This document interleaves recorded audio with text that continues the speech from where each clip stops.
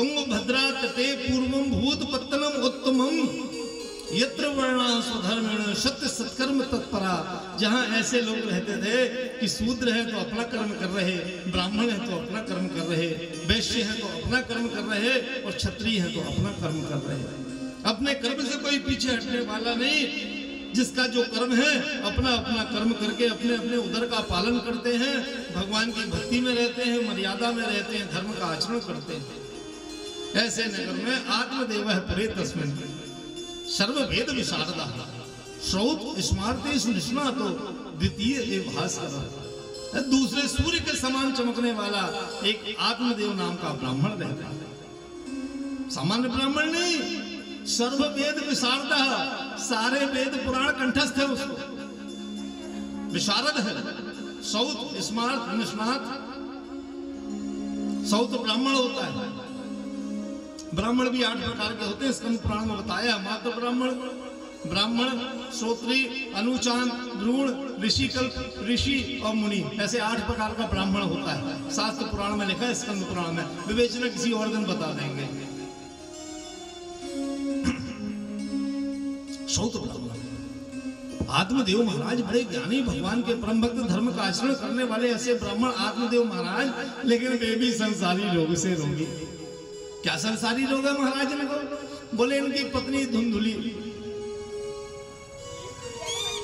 संसार की बातों में मगन रहने वाली, थोड़ा स्वभाव से कलह प्रिय, फिर भी पत्नी के साथ हंस के गुजारा कर रहे हैं। लेकिन सबसे बड़ा दुख क्या है, इनके कोई संतान नहीं। तो इस संतान की कामना से दुखी हैं। जितना कर्म कांड कर सकते थे, भगवान से प्रार्थना कर सकते थे, सब करके थक गए। यज्ञ आदि किया, होम आदि किया, अनुष्ठान आदि किया कि भैया भगवान एक पुत्र दे दो, एक पुत्री दे दो, कोई संतान दे दो घर में। जब नहीं मिली तो ये भी इतने वेद पुराणों के ज्ञाता होते हुए भी वन की ओर चल दी और बोले अभी शरीर त्याग देते हैं। भगवान को दया आ गई। भगवान ने कहा देखो, इतना बड़ा पौराणिक, इतना बड़ा ज्ञानी, इतना बड़ा विद्वान, सारे वेद पुराणों को जानने वाला, सबको पढ़कर आत्मसात कर लेने वाला, और पुत्र की कामना से व्यथित है। तो भगवान ही जैसे एक यति के रूप में, एक बाबा के रूप में पधार गए। जिस सरोवर के पास ये गया कि इसी सरोवर में डूब के हम प्राण दे देंगे, वहां ठाकुर जी मिल गए। पर देखो भगवान किस रूप में मिलते हैं? भगवान गुरु के रूप में मिलते हैं। भगवान गुरु के रूप में मिलते हैं, ब्राह्मण के रूप में, संत के रूप में मिलते हैं। ये वेद विशारद है, ज्ञानी है, इसलिए समझ गए कि इस घोर जंगल में सुख से दूसरा कौन मिलेगा। इस घोर जंगल में ये क्यों बैठेंगे बाबा यहाँ तो खाने को भी नहीं मिलेगा इनको।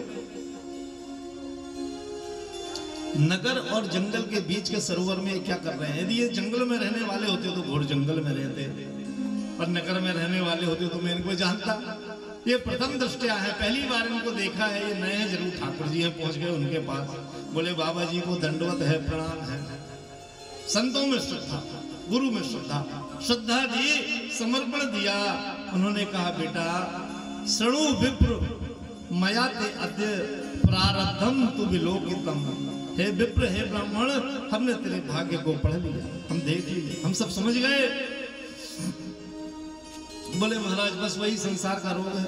अंजलि में जल लेता हूं, वह जल जो है उबलने लगता है।